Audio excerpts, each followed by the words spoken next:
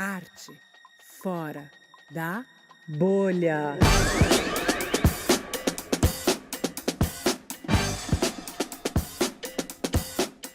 Olá, eu sou a Joana Dória e esse é o Arte Fora da Bolha, um videocast da Caos Curadoria gravado aqui no Escuta Estúdio, onde a gente aborda temas da arte contemporânea, pensando em quem já gosta do assunto e também em quem acha que não entende nada. Hoje o tema é super especial para mim, porque a gente vai falar de atuação e para isso a gente escolheu a dedo uma atriz muito bacana que circula por várias linguagens e plataformas. A Isabela Mariotto é atriz de teatro, de cinema, de série e da internet. Ela é uma das criadoras da página A Vida de Tina, talvez você já tenha cruzado com essa personagem fantástica por aí. Também atriz das Bacantes, da Roda Viva e da Macumba Antropófaga, peças do Teatro Oficina, um dos grupos mais importantes de teatro do país, além de séries e filmes, Regra 34. Bom, a Isa está aqui e ela vai contar sobre tudo isso para a gente. Bem-vinda, Isa, obrigada. Muito obrigada, estou muito feliz com o convite. Me senti muito honrada para vir falar sobre atuação aqui, que é um assunto que eu adoro falar e estou feliz de te rever também. Que bom também, sim, com muita saudade. Pós-pandemia, a gente teve uma jornada juntas, enfim, intensa na pandemia. Foi. Que bom que, né, esses tempos do teatro virtual. Né, e a gente descobriu muita coisa também com isso, né? Enfim, sim. Não, pelo menos o teatro virtual obrigatório ficou para trás. Agora, quem quiser, né, fique à vontade. É uma escolha. Sim. Isa, vamos começar um pouco com você contando para a gente sobre a sua chegada nas artes cênicas. Enfim, sua formação, seu começo desse interesse, como é que isso se deu? Bom, desde pequenininha eu era aquela criança que todo mundo fala, vai ser atriz e tal, sempre estava inventando personagem, colocando adulto para assistir coisa, que eu fazia com os amigos, ficava dirigindo os amigos, enfim. E aí comecei a fazer teatro na escola, depois na hora de prestar vestibular, o que eu vou fazer? Pensei muito em fazer artes cênicas, mas resolvi fazer letras, que também é uma paixão, a literatura, a escrita, e resolvi fazer o curso do Célia Helena, o curso técnico junto, para me profissionalizar como atriz, mas eu sempre tive em mente que eu queria trabalhar como atriz, com teatro, não só atuando, mas com teatro em geral. Nunca tinha pensado em trabalhar exatamente com cinema, televisão, assim, desde pequena via novela, queria ser Nazaré Tedesco, enfim, aquela coisa. Mas quando eu fui ficando mais velha, eu fiquei achando que era o teatro, a linguagem ali onde eu me sentia mais à vontade, mais confortável. E então, assim, eu me formei em letras, mas nunca trabalhei com isso.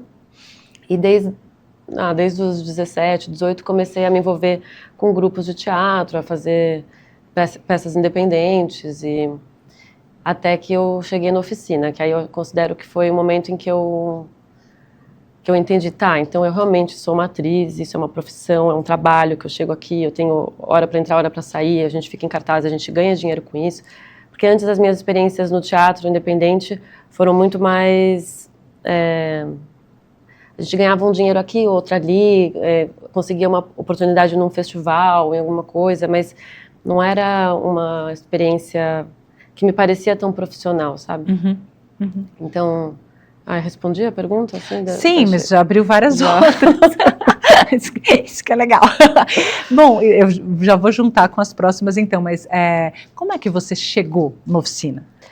Foi por meio da Universidade Antropófaga, que é uma espécie de residência, a gente nem usa essa palavra, mas vamos dizer assim, que é uma espécie de residência para trazer novos artistas, para a gente compartilhar um pouco os processos criativos da companhia, para a gente conhecer outras pessoas, para a gente fazer essa transmissão de prática, de conhecimento com pessoas de outros lugares. E aí, não existe uma frequência exata, assim, toda vez que acontece a Universidade Antropófaga, tem momentos em que ela acontece, momentos que não. E foi em 2015, a segunda dentição foi a que eu participei. E aí foi uma coisa muito transformadora. Eu nunca tinha pensado assim, eu quero muito entrar no Teatro Oficina. Eu admirava muito, gostava muito da linguagem, mas não foi... Tem muita gente que esse é um grande desejo assim, de vida, de entrar lá. Mas quando eu fui fazer a universidade, eu falei, nossa, eu quero ficar aqui, eu quero estar aqui, porque foi muito transformador, assim, posso falar mais disso. Mas quando a universidade demorou uns 6 meses, ela durou uns 6 meses, e depois disso eu não fiquei lá, eu fui fazer uma outra peça com o Borg, e enfim, aí depois eu voltei para fazer a Macumba Antropófaga. Então teve um período ali de alguns meses em que eu, depois de ter esse gostinho, eu saí, Se afastou me um afastei pouco. e voltei.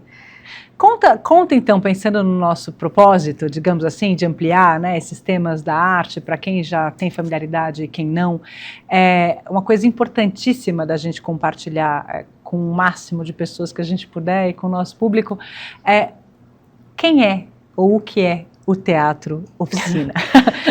Essa pergunta é muito sacana, já vou antecipar, porque assim, o Teatro Oficina ele é parte constitutiva importantíssima da história do teatro brasileiro, né? Sim. Então, claro que a Isa vai falar isso, já vamos um pouco resumidamente, enfim, né? Obrigada. Uma apresentação. Por esse preâmbulo. Posso dizer que vou falar tudo, né, pelo meu ponto de vista, mas o Teatro Oficina é a companhia de teatro mais antiga do Brasil, que está em atividade há mais tempo. Foi fundado em 58 e tem uma história muito peculiar, porque foi fundado dentro da Faculdade de Direito, na São Francisco. Faculdade de Direito da USP. Isso. E aí, assim, foi Zé, o Renato Borg, a Miradade, Fauzi Arap, enfim, uma galera ali se juntou e começou a praticar. São nomes importantíssimos do teatro brasileiro, né? E esse Zé é o José Celso Martinez Correia. Enfim, né, me veio uma alegria e uma tristeza só de falar o nome assim, em voz alta, porque o Zé faleceu em 2023, em julho de 2023, num acidente super... num incêndio, né? E também isso vai remeter ao que eu vou falar agora, porque ali no começo da oficina eles encontraram esse espaço, um pouco depois de 58, acho que nos anos 60, encontraram esse espaço que é onde é o Teatro Oficina hoje, mas era um espaço completamente diferente do que se tornou, né? Porque, falar do Teatro Oficina não é só falar sobre a companhia e os atores que passaram por lá, porque são inúmeros, né? Mas também falar sobre o espaço, porque é um espaço também que foi se transformando ao longo do tempo, e o teatro que a gente habita hoje, que a gente frequenta hoje, o Teatro Oficina, foi projetado pela Lina Bobardi, junto com Edson Elito, e, enfim, nesse começo o teatro era completamente diferente, ele foi projetado por Joaquim Guedes, acho que é o arquiteto que projetou no início, e ele era um teatro com... O palco era no centro e tinham 2 arquibancadas que ficavam uma assim, de frente para a outra. Enfim, aí teve um incêndio também nesse teatro, né? Por isso que eu estava falando do incêndio. Enfim, e a companhia foi se transformando muito ao longo dos anos. Grandes atores saíram de lá e a própria linguagem da oficina foi mudando, porque nesse começo ali tinha um lugar muito de pensar... O que a gente está buscando como linguagem, né? Acho que tinha esse lugar. E aí, em 67, com o Rei da Vela, que aí eu acho que é um momento de falar, que é um momento de olhar que muda tudo dentro da oficina, que é a chegada do Oswald de Andrade na companhia, né? Não a chegada física dele, mas a descoberta desse autor, desse artista, dessa pessoa, e da obra dele, né? Então, o Rei da Vela foi uma peça muito marcante e que transformou muito o Teatro Oficina, e não só o Teatro Oficina, mas acho que foi um marco no teatro brasileiro, em termos de provocação, né? E logo em seguida, em 68, vem Roda Viva. E aí, Roda Viva instaura a linguagem do coro, que essa é uma linguagem que a gente vai ver muito na oficina até hoje, que marca os trabalhos ali. Que ter sempre um coro ali presente, interagindo com o público, uma outra forma de se relacionar, né, muito mais próxima.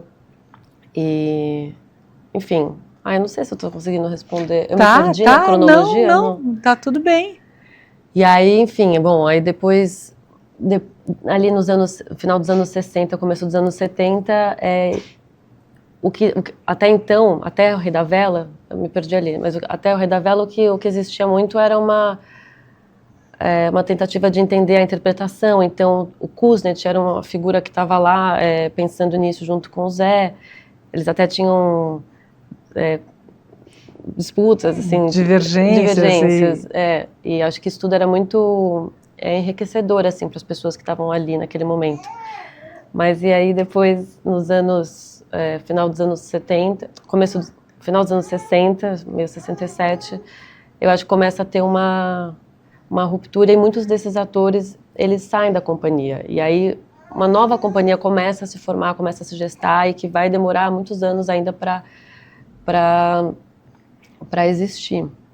Não para existir, mas assim, o Zé vai morar, é exilado, aí depois o teatro entra reformado, e aí em 94, não sei se estou falando as datas certas todas, mas vem Hamlet, que aí é um momento em que a companhia ressurge e de uma forma muito próxima do que a gente tem agora de companhia. Sim, uma montagem super importante de Hamlet, né? Muito. Assim, eu lembro, inclusive, de estudar na faculdade. Então... Né? O vídeo dessa peça, o Zé ir lá falar com a gente, enfim. Isso. E acho que, então, teve essa transformação ali do que viria a ser o teatro e do que era um teatro mais...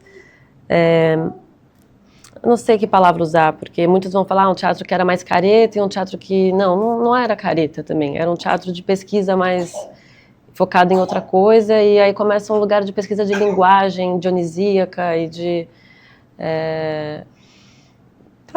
E antropófaga, assim, a questão da antropofagia vai comendo ali, vai pegando, assim, dentro. Talvez não sei, né, escutando, pensando um pouco nessa trajetória, o que era esse Oficina com Kuznets, o que era esse pós-exílio, né, e todas essas influências, teve a vinda do Livre Theater e tudo mais.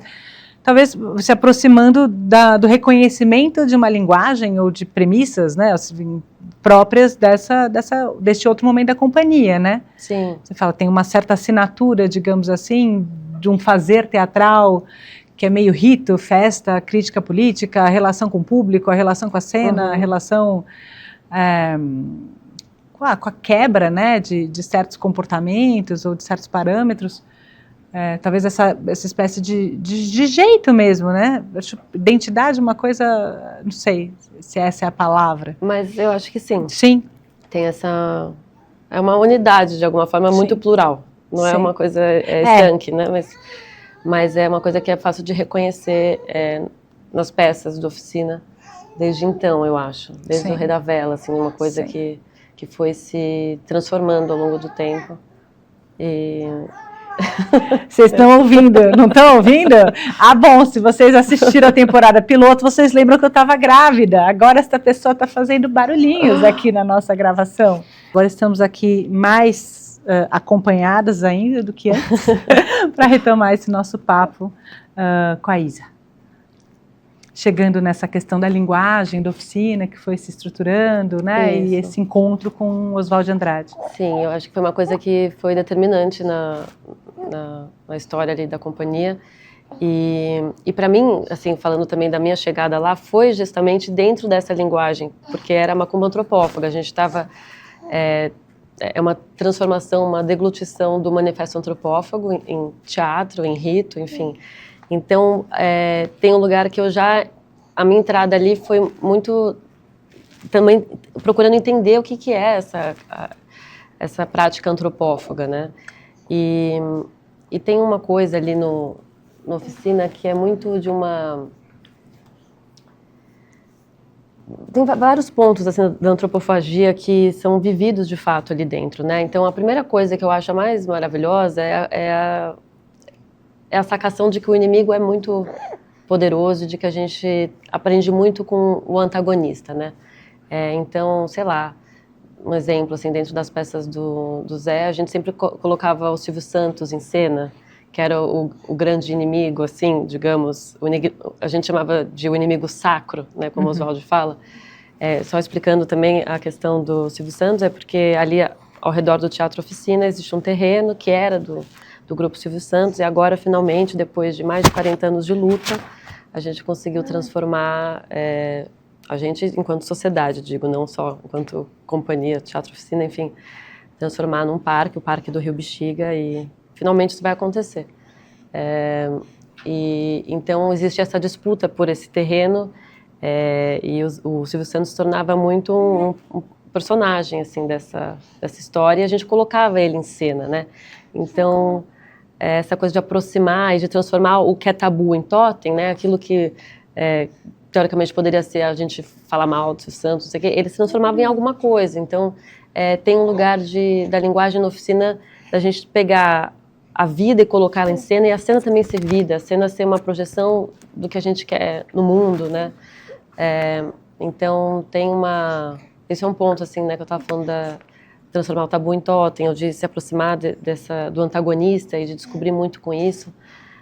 São coisas, assim, que acho que foram sendo bebidas na antropofagia, assim, de uma compreensão diferente de mundo, de vida, assim. Bacana. Conta pra gente um pouquinho, quando você fala dessa sensação de que ao entrar no Oficina, você começou a ter uma experiência de teatro mais profissional, né? Tá. Assim, como é que se organiza isso no Oficina? Uma coisa que você já nos disse é que ao longo do tempo, como é um grupo de longa data, né, assim, de fôlego na sua duração, na sua permanência, né, nesse fazer continuado teatral, muita gente passou pela Oficina, né? Muitos atores, atrizes, enfim, passaram por lá, ficaram um tempo, contribuíram, depois tomaram outros rumos na vida, gente nova chega. Sim. Ao mesmo tempo tem gente que está lá há muito tempo. Como é que é o cotidiano, né? Como é que se organiza esse grupo? Eu acho que essa organização ela varia muito de acordo com cada projeto, com o que está acontecendo lá, e agora a gente está vivendo uma organização bem diferente desde a morte do Zé. Mas vou falar um pouquinho antes como a coisa funcionava. E o que me chamou a atenção nesse quesito de, isso é um trabalho, isso é uma... Primeiro porque o espaço, para mim, foi uma coisa assim, a primeira vez que eu pisei lá, não só... Já tinha assistido peças lá, mas a primeira vez que eu fui lá fazer a universidade, eu fiquei... Nossa, que delícia poder trabalhar e vir todos os dias num lugar que tem uma estrutura, que tem esse espaço, né? E não é convencional, né? É um teatro muito diferente. Então isso me inflava muito, me trazia muito desejo de estar lá. Apesar disso, era um momento, quando eu cheguei, que já não existia mais patrocínio da Petrobras, não tinha mais dinheiro, assim. Então, não é que, assim, era uma superestrutura high-tech, não, pelo contrário. Era uma estrutura muito bonita, assim, arquitetonicamente falando, mas, assim, estava sem... Sei lá, o microfone quebra, os televisores não estão funcionando, sei lá, várias coisas assim de manutenção que bom, para quem é do teatro, a gente sabe a dificuldade que é ter um espaço, até ter um espaço já é muito difícil, enfim. Sim, mantê-lo, né, enfim, fazer as manutenções necessárias, ter recursos para isso.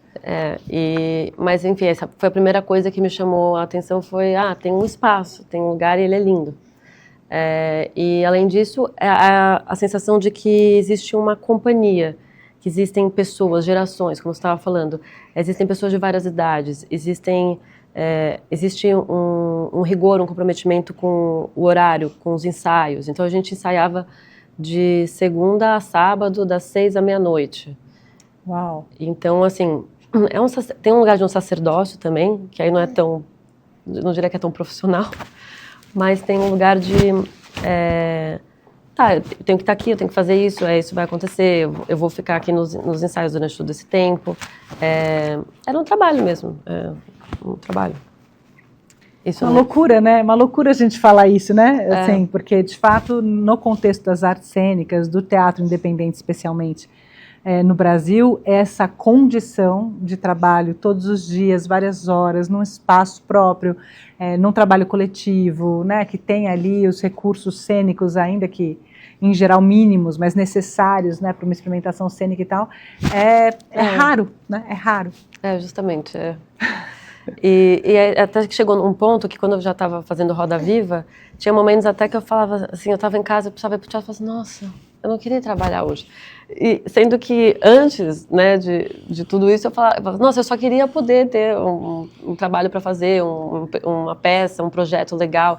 Então tinha momentos em que eu sentia um cansaço realmente de estar num trabalho convencional, digamos assim. Então, a Oficina é uma associação, é uma companhia que realmente inspira isso. E mesmo nos períodos em que a gente não está... Bom, quando a gente não está ensaiando, também tem outras coisas acontecendo. E agora, a mudança assim, mais estrutural é porque, quando o Zé estava vivo, enfim, a companhia era mais centralizada nele, ele que dirigia os espetáculos, né? Tinha algumas outras direções, mas eram coisas menos frequentes, né?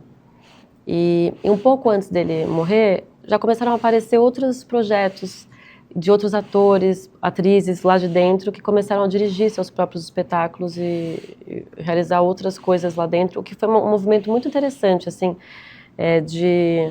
da gente ir se coroando, assim, enquanto... Né, eu não dirigi nada, mas fui participando de outros projetos ali dentro também. E agora esse movimento, ele está mais forte ainda, assim, né? Tem muitos espetáculos e muitos núcleos dentro da associação. E como é que é a sua relação hoje com o Teatro Oficina, então, nesse novo contexto, né? Justamente, assim, eu faço parte de um espetáculo que é um desses projetos mais paralelos, né, que a direção é do Zé Ed, é um espetáculo em homenagem ao Torquato Neto, e a gente estreou ano passado, fez algumas pequenas temporadas, esse ano fez de novo.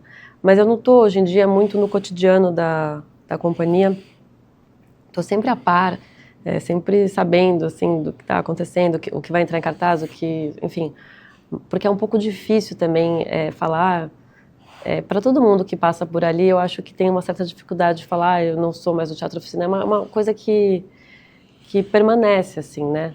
E, enfim, eu estou sempre lá também, então, assistindo coisas e, sei lá, tem alguma reunião, alguma coisa assim, né? Mas eu não estou... Isso foi uma escolha também muito... eu já estava com essa sensação um pouquinho antes do Zé falecer, que eu queria também, enquanto atriz, alçar outros voos no teatro, pensando em teatro, assim, fazer outros projetos, outras coisas.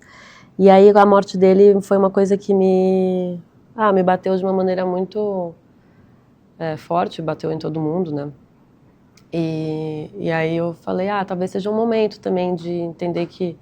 Aí agora já faz 8 anos que eu pisei lá, assim, então acho que também é um tempo que eu descobri muita coisa, aprendi muita coisa, e é um lugar também para onde eu quero sempre voltar, assim, não é uma...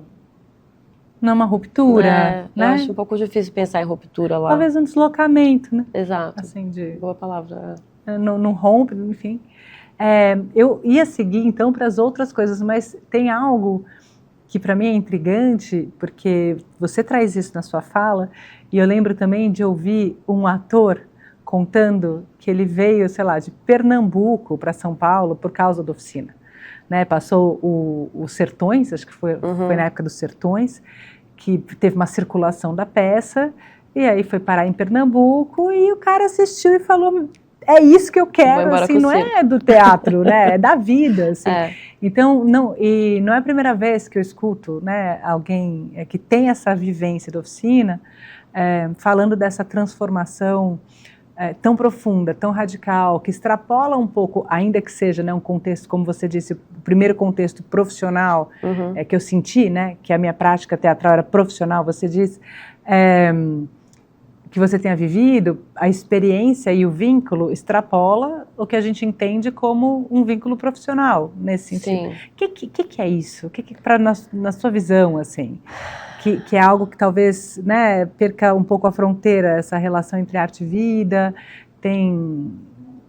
as pessoas vão inclusive morar junto, né, assim, ou numa época, né? Não sei. Teve essa época, porque eu lembro que também fui fazer uma vez um seminário para a faculdade sobre Teatro Oficina, e aí para entrevistar as atrizes e os atores eu fui parar numa casinha na Bela Vista, sei. O teatro fica lá na Rua Jaceguaia, enfim, uma coisa, precisa conhecer quem não conhece, mas aí tinha um pouco isso, era uma espécie de república, né? Mas acho que até, porque era perto do teatro, e muita gente jovem, então... Sim, mas assim, eu quando entrei na oficina, eu ficava pensando, nossa, e cadê as orgias, né? Porque tudo, né, tinha essa fama, tem uma ideia, né? Mas não, nunca... Assim, isso é uma companhia, inclusive, que tem muitos casais, assim, né? Tem muitos casais formados, assim, que vivem, inclusive o Zé e o Marcelo, né? Enfim, mas eu não sei explicar o que é exatamente, mas é como se eu estivesse aprendendo uma outra língua, assim, quando...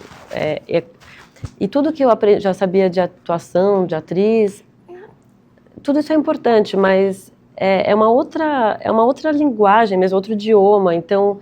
Eu poderia até falar, é quase como se você jogasse fora aquilo, mas não é que você joga fora, mas você transforma aquilo. E muitas ideias que eu tinha, muitas certezas, é o momento de jogar fora e redescobrir o que é uma atuação lá. Até pensando justamente na questão do espaço, né? Porque você vai estar naquela pista, você tem que olhar, né? O teatro é feito com várias arquibancadas, galerias, então você atua olhando para cima, você tem que ter uma atuação assim meio escala de Milano, assim como o Zé falava, é uma outra proporção, e onde você pisa para que todo mundo te enxergue. Então, já começa daí, que é uma atuação em outro espaço, mas também é quase uma...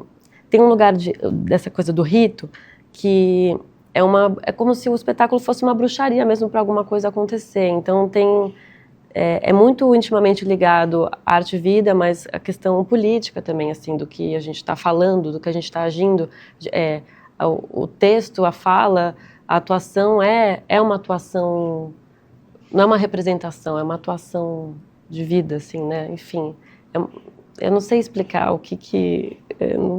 a resposta. Como assim, é que isso acontece? Como é que isso acontece. Mas, e acho que justamente esses horários, esse tempo dilatado de ensaio, faz com que a gente acabe vivendo muito entre a gente também. Quando eu estava assim, ensaiando muito, era uma época que eu não via família, não via amigos de fora, enfim, né? E vira isso que você falou, né?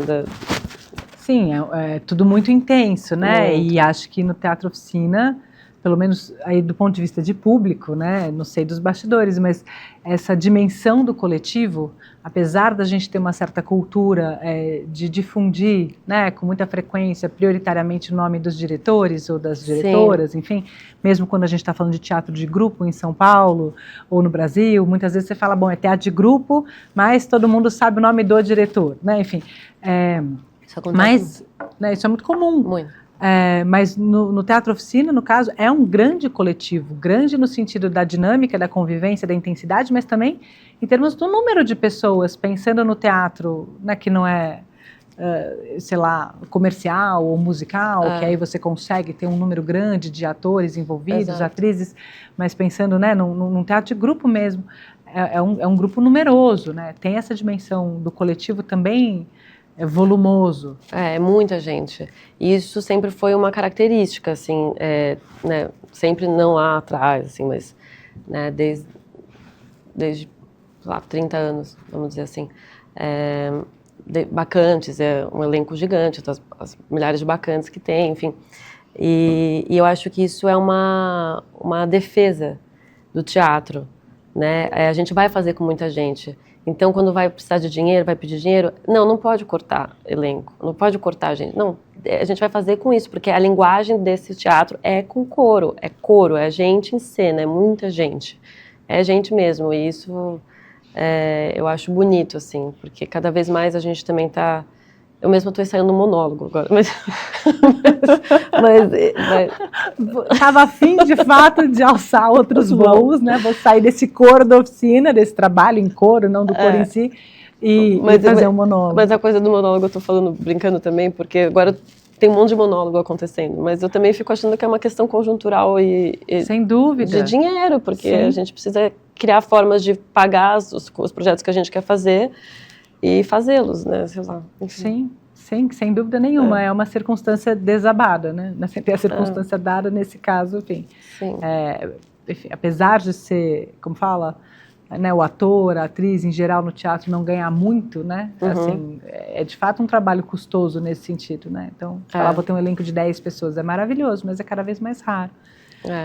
Bom, tá bom. Oficina, não, é porque a gente pode ficar aqui, assim, eu vou colocar alguns links para quem quiser assistir, porque essa linguagem que a Isa está falando, essa força desse coletivo, essa relação com esse espaço muito único, muito singular, que é o Teatro Oficina, e o tipo de exigência, né, e de proposição que isso acaba instaurando para os atores, é muito especial. Eu vou colocar uns links, estava falando isso, mas o Teatro Oficina tem uma TV Oficina, um canal no YouTube com trechos de peça, entrevistas, um monte de coisa lá.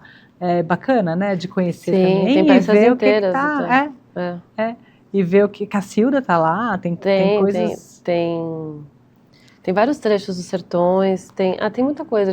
O Igor, que cuida ele sobe os vídeos lá, ele já subiu muita coisa, tem muita coisa mesmo. É um mergulho, porque Bacante. são anos de história, né? Uma coisa... Bom, então tá bom. Então você está nesse momento com esse vínculo, né? Com o Teatro Oficina, mas um pouco passeando e voltando. Então vamos para os passeios. Sim, eu falei que a Isabela era atriz, ela é atriz, mas a gente vai chegar aqui na vida de Tina e a gente vai entender que ela é atriz, ela é roteirista, ela é diretora. Vamos, depois você conta de outros projetos no audiovisual, mas vamos claro. Começar pela Tina então, que tem essa perspectiva bastante autoral. Né? Então você e a Júlia Burnier criam essa personagem na pandemia, instaurando ela através de uma página na internet, nas redes sociais e gravando muitos vídeos. De onde é que a Tina veio? Veio do ócio ali da pandemia. Mas era uma coisa que eu já... É um tipo de personagem que eu já via um pouco, né, assim, nos lugares que eu ia, né, nas coisas que eu fazia, que tem um pouco em mim, tem um pouco na Júlia, enfim, tem um pouco em todo mundo, né, que habita essa zona oeste, que trabalha com teatro, enfim. E aí eu estava ali, justamente, o Roda Viva ia voltar em cartaz, a gente acabou suspendendo por conta da pandemia, eu estava com muito tempo em casa, e aí eu comecei a fazer uns vídeos, assim, uma proto-Tina, e tirando sarro de alguma... Eu nem lembro o que era o primeiro vídeo que eu fiz, e era só uma coisa que eu mandei pra Júlia. A Júlia é muito minha amiga, eu falei, Ju, o que você acha disso? Aí ela deu umas ideias, assim, por que você não coloca uma outra roupa, uma roupa mais crachada? E aí a gente chegou nessa coisa dela tentar dublar algum vídeo, e aí a gente pensou num vídeo específico, que era tirando sarro um pouco de aquelas correntes de dança contemporânea que estavam acontecendo, eu até fiz também, tipo, que estavam rolando no Instagram, e aí eu fiz um vídeo assim, e a Júlia dublou. A primeira vez que ela dublou, a gente não conseguia parar de rir, assim, foi uma sensação muito esquisita, de ver o meu rosto com outra voz, e a gente ficou, nossa, o que é isso? E começamos a postar na minha página pessoal, era minha página de Instagram, sei lá, tinha 1000 seguidores, não era coisa pequena. E a gente não pensava nem um pouco que isso viraria um trabalho. A gente nunca tinha tido interesse em trabalhar com internet, assim. E aí demorou muito, a gente ia postando porque a gente achava engraçado, os amigos iam gostando, tipo, faz mais, não sei o que lá. E aí depois de uns 4 meses, acho, 5 fazendo, teve um primeiro vídeo que viralizou. Bom, eu tô falando demais. Não, é ótimo. Enfim, se vocês não viram a vida de Tina, vocês vão ver. Isso que a Isa já adiantou, essa dinâmica, né, de uma construção de uma personagem em dupla, porque a Isa atua a Tina no sentido da imagem, do corpo, da expressão e tudo mais, mas a voz é uma dublagem da Júlia. Isso é uma coisa que para mim é muito curiosa. O roteiro vocês fazem juntas. Sim, sim. Então, um pouco... Porque a Tina, ela tem eu acho, uma precisão cirúrgica, assim, de uma crítica por meio do humor, muito ácida, muito interessante e muito incômoda. Quando a Isa fala, né, tem um certo, acho que, grupo social, um certo recorte aí daqui de São Paulo, principalmente, que a gente... ri da gente mesmo, se incomoda, puxa, eu sou isso também, que desconfortável, e é muito engraçado. O que eu sei desde o começo, eu acompanhei, assim, eu lembro disso, da sua página, lembro quando mudou para uma página própria, lembro quando além de você começou a chegar mais gente, ampliar o elenco. Sim. Então, de fato, esse projeto foi crescendo, né? Agora, essa precisão, essa escolha do roteiro, esses pontos de crítica.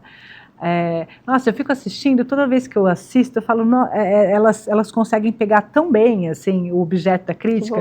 Sei lá, um que me veio na cabeça, claro, obviamente, eu sou mergulhada em escolas, em temas e reuniões de escolas e tal. Esse aqui não vai para a escola, mas tem a maior, né?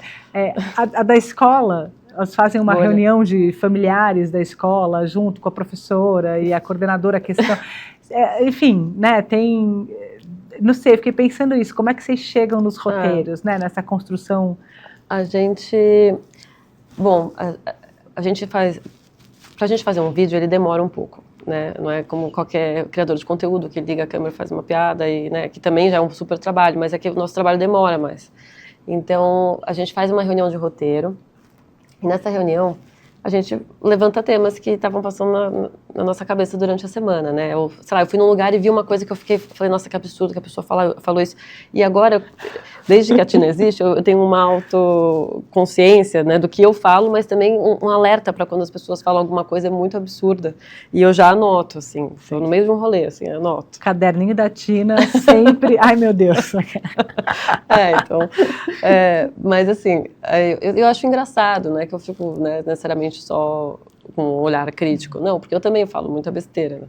E aí depois a gente às vezes faz essa reunião, ela fala coisas que ela viu, que ela pescou, ou alguma coisa na internet que chamou a atenção, aí eu também abro aqui o bloco de notas e falo assim, fulano de tal falou, brincadeira, eu falo, alguém falou isso aqui, me deu essa ideia, não sei o quê. Também pessoas que a gente conhece, que às vezes nos inspiram a fazer, e sem nenhum juízo de valor isso, assim, uma pessoa que está fazendo uma performance que eu achei engraçada, que era para ser super séria, mas que eu achei engraçada. Isso pode ser uma letra de uma música de um cantor que eu falei, nossa, isso me deu a ideia de fazer não sei o quê. Mas a gente faz, aí a gente tem qual que vai ser o tema do vídeo? Aí a gente começa a desenvolver e às vezes a gente precisa de por exemplo, no Bolha do Saber, a gente falou com uma amiga... Era isso, Bolha do Saber. A gente falou com uma amiga que é formada em pedagogia, deu aula em muitas escolas construtivistas. Rola uma consultoria. Rola. Quando eu estava falando, gente, como é que elas circulam por todos esses temas? É fabuloso. Quando a gente às vezes não conhece, por exemplo, a gente fez um de parto humanizado. E aí a gente... faz tempo isso. Então a gente falou com uma doula para ela ajudar a gente. Sempre a gente pergunta quando a gente não entende muito assim do assunto, né? O artes visuais, a gente também tira bastante sarro, curadoria, tipo, tem o vídeo da curadora. Eu adoro esse vídeo. E a gente também foi falar com uma amiga que trabalha em galeria, tipo, aí conta alguns podres, algumas coisas que acontecem, não sei o que lá, enfim. E o roteiro, enfim, já vamos entender essa passagem a virar trabalho, como a Isa falou, mas segue sendo essa dobradinha. Você e Júlia, enfim, vocês fazem essas consultorias, quando vocês precisam, vocês chamam outros atores, outras atrizes, outras parcerias, mas esse roteiro segue sendo de vocês. Isso, o projeto é nosso, né, o roteiro é nosso. Claro que quando a gente vai filmar, tem espaço muito grande para improvisação, né, para caco, para inventar, para tirar uma fala que... eu sempre, né, quando estou ali filmando com os atores, falo, tudo bem para você falar essa fala, ou você prefere que seja de outra forma? É muito tranquilo, assim, a forma como a coisa se dá, não é engessada. Mas tem um roteiro, sim, quando a gente vai filmar, a gente segue uma ordem de cenas, tem um texto.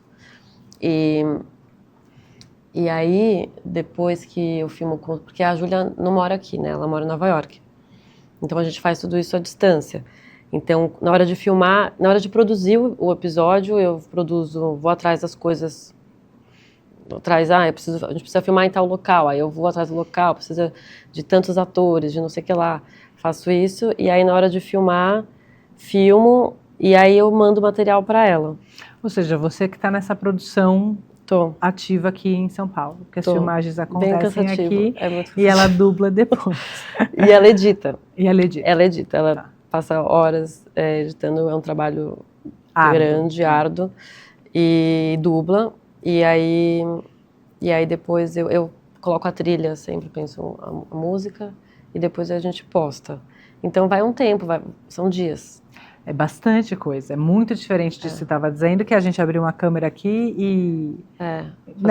fazer um comentário, fazer uma piada, qualquer que seja, né? Um outro fazer, né? Sim. Um outro ofício. Que é um fazer também, né? Sim, é um fazer também. Tem gente que desqualifica o criador de conteúdo, eu acho que é um super trabalho também. Sim, não, é outro, né? Tô falando, enfim. Eu tô falando do quê? Porque eu falei uma coisa que poderia parecer isso, então tô me justificando. Acho que isso é uma coisa que já gerou muita preconceito, muita crítica, muita polêmica. Eu acho enfim, que é importante a gente demarcar os espaços, porque são outros fazeres nesse sentido, né? É isso que está falando. Bom, eu vou escrever um roteiro, né? De uma construção de personagem, tá no campo das artes cênicas, né? Eu acho que essa questão. Outra coisa é figurino também, que eu tenho que ficar pensando em figurino, gente, eu acho tão difícil. Sim, sim. Para os outros também. As locações, né, os lugares onde vocês gravam, elas super dizem respeito, importam e tal, é tudo muito bem cuidado, inclusive, né? O último que a gente fez, não sei quando é que vai sair aqui, quando isso aqui vai ao ar, mas o último que a gente fez, nossa, no final eu não estava mais aguentando fazer, porque eu filmei em 4 dias, geralmente eu filmo em 1. Uau! Então foi uma coisa assim, muito cansativa. Tá ficando mais complexo, você acha? Mais, cada vez mais. Mas é porque é muito gostoso, né? Sim. Eu tô aqui reclamando do cansaço, mas a gente se diverte muito fazendo, a gente gosta. Quando o vídeo vai ao ar, eu fico vendo, sei lá, 10 mil vezes. Fico me divertindo com os comentários também, vendo também o que as pessoas sugerem. Tem gente que dá muita ideia também. A gente faz uns comentários maravilhosos, criativos, assim.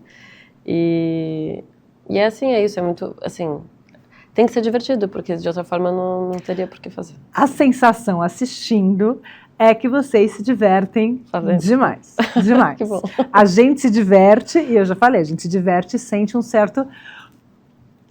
que eu acho que faz parte da proposta, e a gente já vai chegar nesse assunto. Mas a sensação também a gente está se divertindo vendo, é coisa de rachar o bico em voz alta, quando você olha e fala, vamos rir, né, da gente, sim, enfim, do mundo que a gente vive. Mas a sensação, pensando como atriz, é que vocês estão se divertindo muito fazendo. É muito gostoso. Quando virou trabalho, assim, em que sentido? Como que virou trabalho? Virou trabalho, assim, depois que teve esse primeiro vídeo que viralizou, que foi o Piracuca, não sei se você lembra desse, que a Tina vai para um retiro, é uma paródia com... Espiritual? Puxa, acho que eu não vi esse. Eu gosto. Mas, enfim, isso foi em outubro de 2020, eu acho, mais ou menos, que viralizou esse. Aí a gente falou, nossa, tem gente que tá gostando de ver isso, né? Tem público para isso. A gente conversou com um amigo que entende um pouco de redes sociais, né? Porque ele falou, acho que vocês deviam ver isso como um trabalho. Vocês têm que começar a produzir mais. Ele falou assim, produzam com mais ritmo. E a gente falou, tá. Aí a gente foi meio nessa onda. E aí a gente começou a produzir mais. E era meio assim, tudo no meu dia era uma coisa que eu tava, sabe, com a antena assim, isso pode ser um vídeo, isso pode ser alguma coisa. Eu lembro no dia que eu tava no trânsito e eu vi um cara bonito parado no... Aí eu falei, vou fazer umas... sabe umas Esse coisas... eu vi. O que isso virou, eu vi, genial. E aí era uma coisa assim, meio alucinada. E aí a gente começou a receber propostas de publicidade, assim, para fazer. E aí a gente entendeu que bom, a gente pode ganhar dinheiro fazendo isso. E a gente começou a ter um ritmo de trabalho a partir disso. Só que assim, é muito louco, porque não era... Eu acho que o que se deve pensar é que a gente fazer publi dá muito dinheiro. Não, só que assim, os gastos para a gente conseguir fazer um vídeo, a gente divide tudo, né? Tipo, não... É difícil, até porque eu tô falando aqui, no momento que a gente está hoje, esse momento assim de muito retorno, ele passou um pouco, assim, né? Em termos de grana, tô falando agora, assim. Então, hoje em dia a gente produz com nada, tipo, a gente produz com nada de dinheiro. Então, só que o método de trabalho ainda é muito profissional.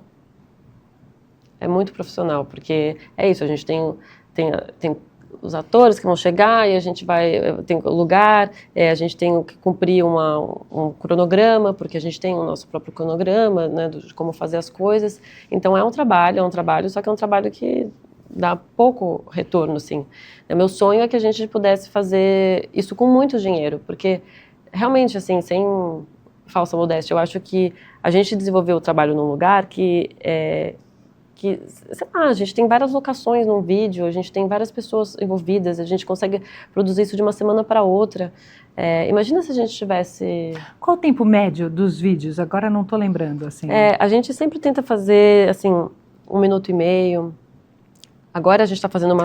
É uma loucura, né? Porque assim, vocês fazem uma estrutura de produção de um curta-metragem, né? Em termos de quantidade de equipe, de variação, variedade de locações, figurino, qualidade de imagem, tudo, né? Muito bem feito por 1 minuto e meio de vídeo, né? Para cada vídeo de 1 minuto e meio.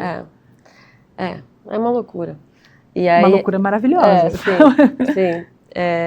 Mas aí é isso, aí teve um momento que a gente conseguia produzir mais, porque a gente também estava com mais tempo para isso, podendo se dedicar só a isso, porque, enfim, foi um momento em que a gente teve mais condição de fazer. E aí já faz um tempo que não é tão mais fácil, e a gente também, outros trabalhos foram se, não sobrepondo, mas aparecendo também, então tem uma questão de dinâmica de horários, né, de rotina, para ajustar entre as duas. Claro, ainda mais, eu nem sabia que a Júlia estava fora, assim, É. então tem ainda essa questão da distância. Ela foi estudar no Strasberg. Ah, legal. Ela está lá há bastante tempo? Faz 2 anos. 2 anos. E tá virando filme. Sim. E aí? Sim. Bom, a gente está agora no momento de... A gente está fazendo a escaleta do filme. E... a gente teve essa ideia já faz uns 2 anos, né? De, vamos transformar num longa. E aí a gente chamou, eu e a Júlia, a gente chamou o Theo Popovic, que é um diretor e roteirista, para escrever junto com a gente esse argumento. E a gente passou 1 ano escrevendo isso juntos. E ficou muito legal. E aí agora a gente está nesse momento de produção. Então, se tudo der certo, isso vai acontecer, só não sei quando. Ok. Patrocinadores, temos. Eu não sei, será que eu estou passando uma sensação de que é muito difícil? É muito difícil, mas e tudo essa que é bem a a gente questão. falar é muito difícil, Sim. porque eu acho assim, você está falando é muito difícil, é algo que inclusive teve um baita retorno positivo de público, teve um processo de alto nível de profissionalização, teve uma etapa de um retorno financeiro legal. Esse retorno financeiro, ele não segue consistente da mesma maneira como já foi. Eu acho importante a gente dar a ver como é que são esses processos de criação, porque às vezes chega o vídeo lá e a gente não tem noção, né? O público pode não ter noção do que significa para um artista colocar 1 minuto e meio de um vídeo de uma ótima qualidade no ar, né? Disponível. Então, eu acho que, né, você está nos dizendo que é um processo muito divertido, visivelmente você gosta muito, né, o público também gostou muito, né, e segue gostando, e nem por isso as condições de produção estão garantidas, Exato, né? Essa é uma grande questão. Ao mesmo tempo, eu acho que bom que a gente faz isso, porque às vezes a gente, enquanto atriz ou enquanto artista, a gente também fica esperando muitas oportunidades aparecerem. E se eu estivesse esperando as oportunidades aparecerem, eu não estaria trabalhando, mesmo que, né? Então, nesse sentido, é muito legal, assim, a gente poder fazer alguma coisa que é autoral, que a gente acredita, que, né, também te dá uma liberdade muito grande, né? Quando você vai fazer um filme ou uma série, você está falando o texto de outra pessoa, né? O que também é uma experiência muito agradável, porque você não tem que... você não é responsável exatamente por aquilo que você está falando, né? Então, porque essas são as implicações de trabalhar na internet, né? Você tem que pensar 1000 vezes antes de escrever alguma coisa, de falar uma frase, porque esse risco de falar alguma coisa que não... Né? Você tem que estar sempre muito atento, assim. Mas, ao mesmo tempo, é muito libertador, porque a gente está fazendo coisa que a gente quer fazer, a gente está produzindo uma coisa que a gente acredita, que faz sentido. Então, por maiores que sejam as dificuldades, na balança, assim, acaba sendo muito positivo. Vou inverter um pouco a ordem do que eu tinha pensado. Você está falando de uma coisa que já me traz para um tema que eu queria te ouvir falando sobre, que é essa circulação.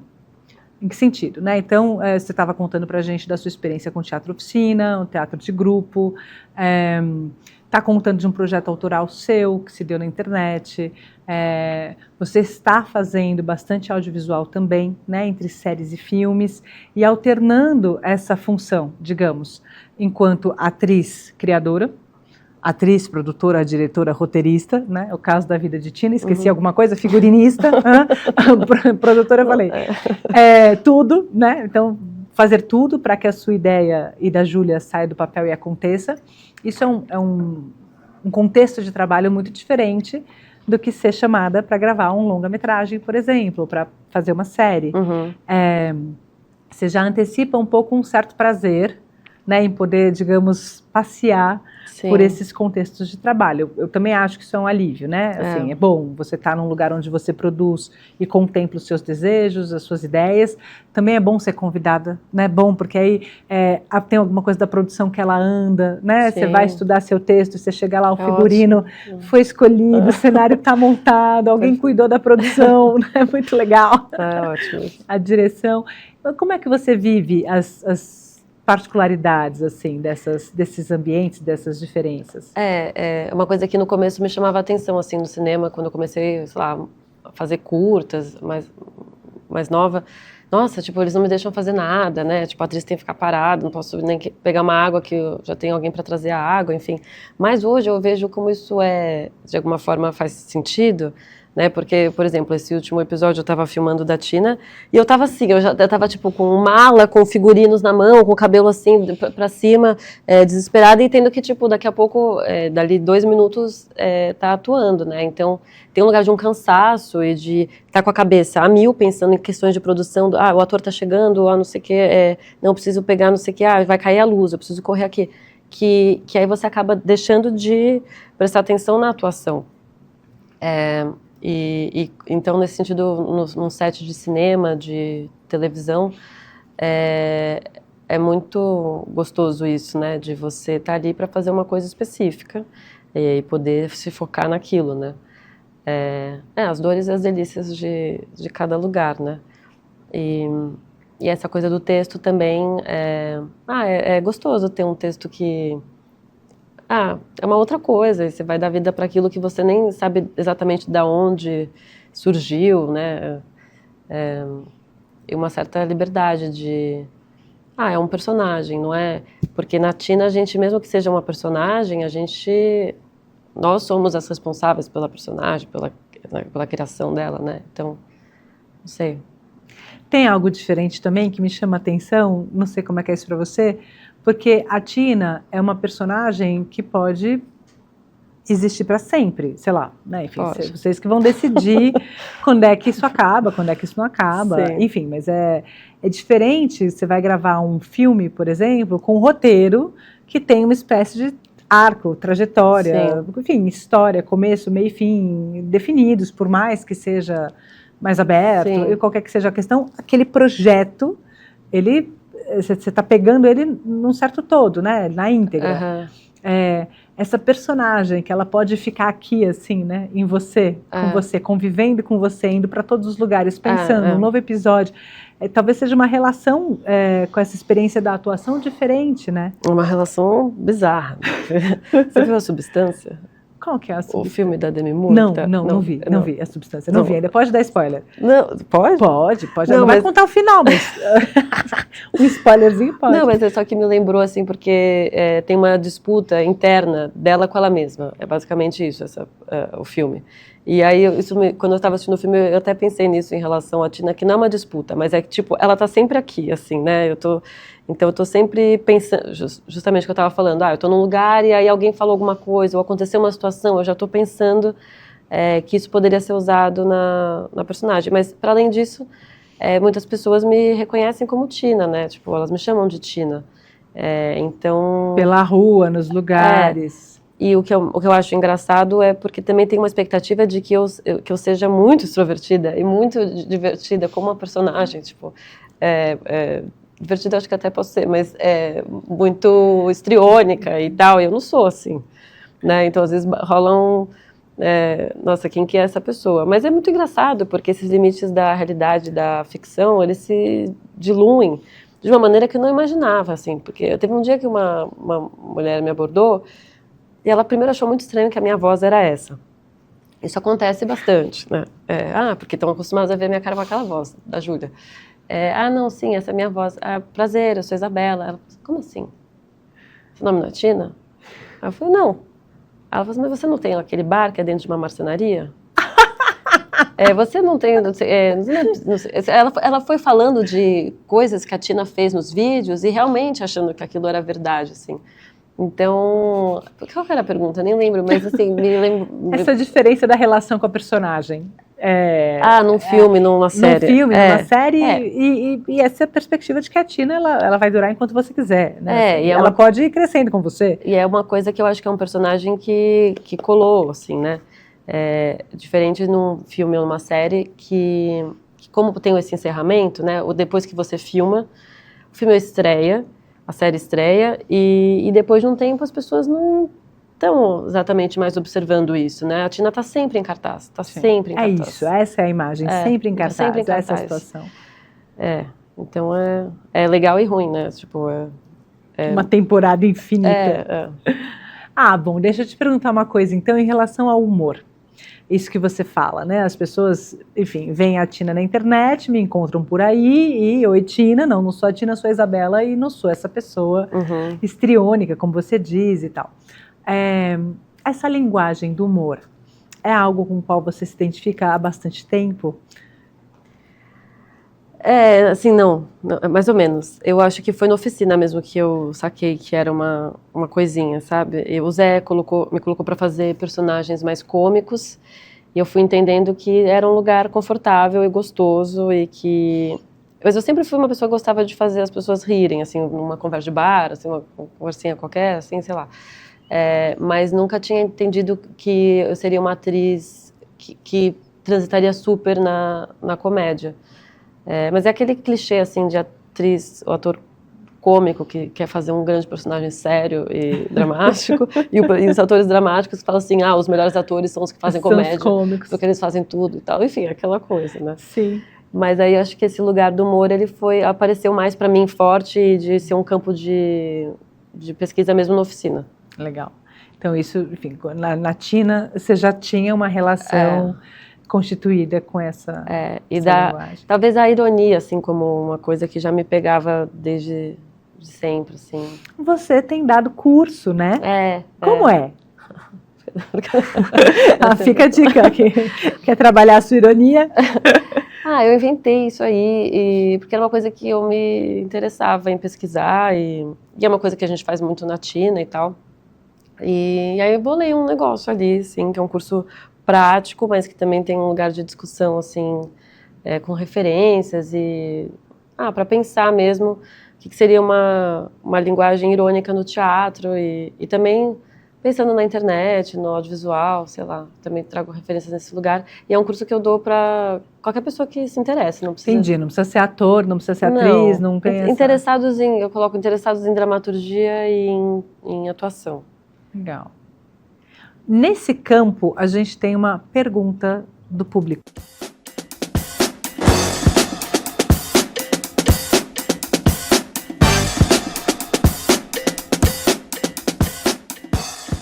Eu e os meus post-itzinhos aqui, que tem a ver com essa questão do humor. Se fala muito sobre o limite da comédia, como no dizer, abre aspas, deixa de ser cômico a partir do momento em que ofendemos alguém, fecha aspas. Mas muitas vezes a comédia vem como crítica e usa de suas vertentes para trazer identificação no pior do outro, de nós. Existe um limite dessa crítica? Qual é o limite do humor? Eu não sei responder muito essa pergunta, é uma pergunta que fazem bastante pra gente, pra mim e pra Júlia. Mas eu acho que uma coisa que eu poderia colocar, que existe uma diferença do limite do humor na internet para o limite do humor no teatro, no cinema, na série. Eu acho que a internet é um lugar muito mais, que a gente tem que estar muito mais atento e com muito mais cuidado para sacar como que o público recebe uma piada ou não. Às vezes tem coisas que você julga que podem dar problema e não dão, e tem coisas que você acha que não dariam problema e dão. Mas a gente sempre procura, na Tina, pelo menos, a gente pensa muito antes de escrever um texto, uma fala, alguma coisa, e a gente pegou uma máxima de uma pessoa com quem a gente trabalhou, que ele falou assim, se você pensou que isso pode ter uma outra interpretação, então é porque pode ter. Então já não vai por esse caminho, assim, né? Se há uma fala que você vai colocar, você já está achando que alguém pode se incomodar com isso de uma maneira Mas o que eu queria também colocar é que o humor é feito também de uma forma para incomodar, né? Eu não acho que o humor é só ficar sendo engraçadinho e batendo palminha, ai, que fofo, que divertidinho. Um humor que é... Eu acho que o humor, ele é sempre diferente para cada um, né? Tem uma coisa que eu vou achar engraçada que você não vai achar engraçado. E não estou só falando sobre ser ofensivo ou não, mas assim, posso ver um meme aqui que eu achei muito engraçado, tô rindo, e você fala, não achei tão engraçado. Uhum. Então ele comporta essas diferenças, né? E eu acho que a mim me interessa fazer um humor que, tanto na internet quanto no teatro, né? Fazer comédia, que faça a gente parar um pouco e pensar sobre a gente mesmo, sobre a vida, sobre a humanidade, sobre problemas sociais, sobre qualquer coisa, tipo, que tire a gente de um lugar acomodado e que seja uma coisa que provoque alguma sensação na gente. Eu acho muito gostoso quando eu sinto isso assistindo alguma coisa. Uma provocação que vai num lugar que nossa, eu nunca tinha pensado dessa forma, e aí eu tô dando risada de alguma coisa assistindo, enfim. Te ouvindo me vem que talvez a gente possa pensar numa diferença entre uma ética e o que seria um comportamento politicamente correto a despeito de qualquer coisa, né? Assim, porque quando eu penso na Tina, por exemplo, na minha experiência como público, eu acho interessante esse desconforto, né? Porque é como se você olhasse para um espelho, desses espelhos, daquela sala de espelhos do circo, assim, que tem umas distorções, e que pelo excesso daquele tamanho, daquela distorção, é uma espécie de caricatura, né? A função da caricatura nesse sentido, tem algo que você fala, nossa, gente, sei lá, eu tô falando aqui em mudar o mundo e tô tendo um comportamento dessa natureza. Sim. Algo que se evidencia, né? E que te dá a oportunidade de pensar, eu tô rindo disso, tem um certo ridículo nisso, esse ridículo tá em mim, mas tem um distanciamento também. Eu acho que sim, acho que isso pode nos fazer ver coisas que passariam batidas, assim, né? Sim. E acho que esse desconforto também tem a ver porque a gente às vezes se vê nessa personagem, né? E eu acho que tem um lugar do humor que é o lugar que talvez seja mais comum, mais que ao longo dos anos mais se consolidou, é da gente tirar sarro do outro, né? O outro vira piada, né? E aí pode ir para umas coisas muito absurdas e horríveis que não deveriam nem ter espaço para isso, mas às vezes alguma coisa tipo tirar sarro de algum político, sei lá, tipo alguma coisa assim, né? Então o outro é aquilo que é o nosso inimigo, aquilo que a gente não gosta, aquilo que a gente acha abjeto, vira a piada. E nesse caso, o que a gente faz um pouco a piada está dentro da gente, né? Assim, de quem está assistindo, né? Você às vezes se identificar com alguma coisa ou outra, às vezes não, às vezes você vê um vídeo e fala assim, eu não sou assim não, mas conheço fulano que né? Uma coisa que às vezes é meio móvel, assim, né? Tipo, enfim. Muito bom, muito bom. E eu estava aqui pensando que tem outra coisa muito importante, talvez nessa diferença que você está falando em relação à internet, que tem a ver com a reação desta pessoa, do público que você falou. Então, a pessoa me para na rua e acha que eu sou a Tina, e acha que a minha voz é aquela, e acha que esse é meu nome, e, enfim, um tipo de diferença que não está se fazendo entre a atriz e a personagem, que muitas vezes o fato de você estar no teatro, né, ou o fato de você estar na tela do cinema, deixa isso bastante delimitado, demarcado, né? Então, essa confusão entre é uma pessoa real ou é um personagem falando, porque na boca de um personagem, se este personagem é um machista, sei lá, é um personagem.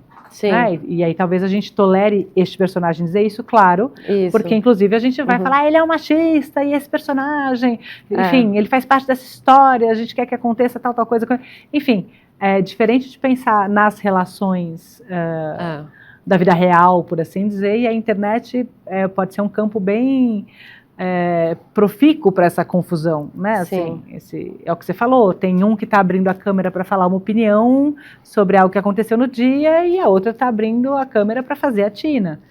Né? Mas aí tem um roteiro, tem uma atuação, enfim, isso pode, dependendo do olhar do público, se misturar, né? E eu acho que justamente isso também é a parte legal. Sim. É uma faca de dois gumes, assim, Sim. né? Porque Sim. o que pode causar confusão é o que causa a confusão e que torna muito real e concreto, né? Tipo, nossa, você vê que aquela pessoa existe de alguma Sim, forma. sim. Não importa que a voz seja dublada, né? Tipo, que isso já causa teoricamente causa um distanciamento, mas você fala, nossa, essa pessoa eu já vi várias vezes, ela tá aqui. Isso é fascinante dessa personagem, né? Porque você fala, bom, não vamos ficar criticando o outro, zoando o outro, tem algo que é, né, algo de mim, algo de nós, né? Talvez seja mais um nós, né, do que um eu, nesse sentido. Mas, puxa vida, né? Quanta gente se identificou, quanta gente riu disso, só para pensar na dimensão de público que isso ganhou, é significativo. Sim. Muito bem, a gente podia ficar aqui horas e horas, quem sabe ela volta, mas agora a gente vai então para o nosso quadro Apresenta uma Obra.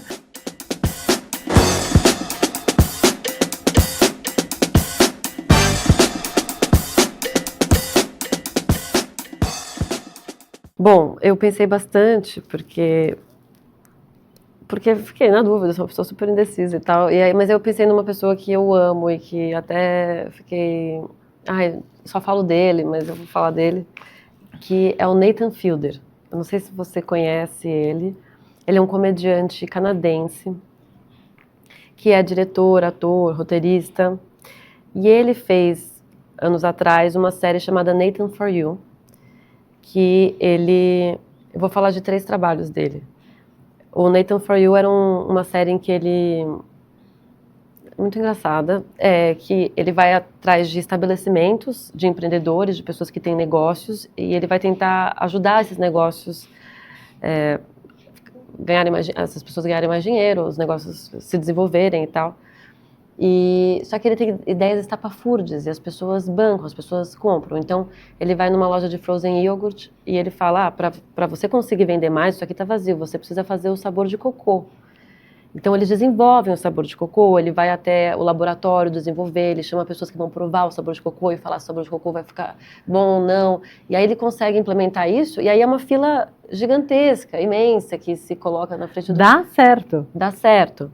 E a atuação desse ator, do Nathan, é uma coisa muito bizarra e que causa tipo um desconforto em quem está assistindo, que você nunca sabe se ele está sendo ele mesmo ou se ele está atuando. Então tem um lugar ali de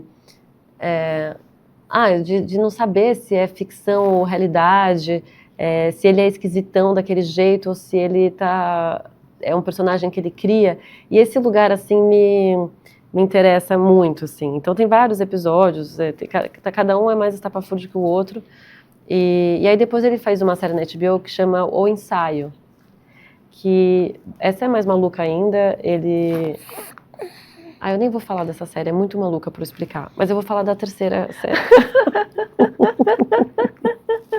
Mas essa segunda, ele mistura muito os limites da verdade com a ficção, de você não saber se aquelas pessoas, que ele coloca outros atores não, outras pessoas em jogo. E aí nessa terceira série, é uma série que ele fez também com a Emma Stone, e chama The Curse. E é uma série que tem uma linguagem muito irônica, e é sobre um casal que vai fazer um reality show, e eles estão chegando num vilarejo não, numa comunidade latina, e eles acabam se beneficiando da vida dessas pessoas, usando a vida dessas pessoas para vender um projeto e para ganhar dinheiro. Então tem uns lugares assim de fricção entre essas figuras completamente brancas, com as pessoas que moram naquele lugar, que vão ser retiradas daquele lugar para eles construírem casas sustentáveis.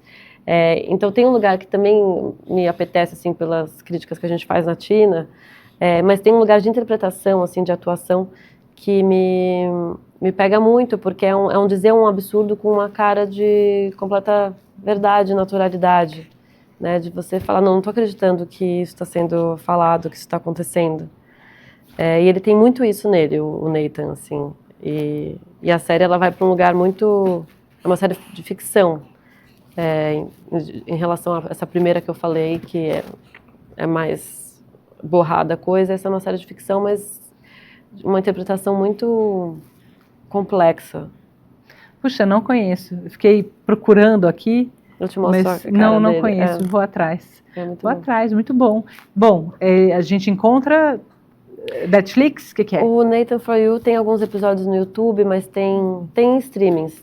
Tem streamings. O ensaio tem na HBO, acho que você vai gostar. Vamos lá, vou ver. Obrigada pela dica. Muito bom, gente. Então, encaminhando para o final.